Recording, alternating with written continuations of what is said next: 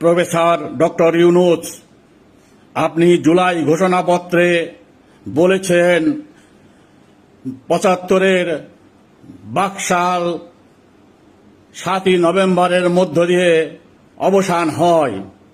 এত বড় মিথ্যাচার আপনি একজন বরেণ্য বিশ্ববরেণ্য নেতা হয়ে কিভাবে করলেন?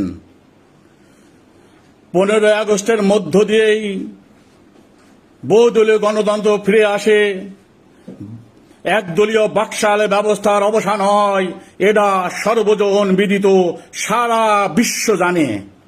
আর আপনি সুকৌশলে অপকৌশলে এই ১৫ই আগস্টকে আপনি অস্বীকার করলেন।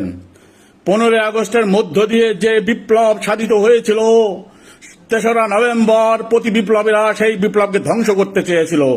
তখন আবার ১৫ই আগস্টের বিপ্লবীরা জেগে উঠেছিল এবং প্রতি বিপ্লবীদের ধ্বংস করে বিপ্লবকে পুনর্জীবিত করে বিপ্লবের অন্যতম নায়ক আগস্ট বিপ্লবের কর্নেল মহিউদ্দিন, জেনারেল জিয়াউর রহমানকে বন্দি দশা থেকে মুক্ত করে আবার পুনরায় প্রধান সেনাপতির পদে তাকে প্রতিষ্ঠিত করেছিল। আপনারা মিথ্যা ইতিহাস, বিকৃত ইতিহাস দিয়ে জাতিকে আবার বিভ্রান্ত করতে চাচ্ছেন। শুনে রাখুন, কোনোভাবে ১৫ই আগস্ট বিপ্লবকে অস্বীকার করে কেউ ক্ষমতায় থাকতে পারবেন না, কেউ ক্ষমতায় যেতেও পারবেন না ইনশাল্লাহ। এই ১৫ই আগস্টকে বাদ দিয়ে যে ঘোষণাপত্র, জুলাই ঘোষণাপত্র, সেটা জাতি প্রত্যাখ্যান করছে।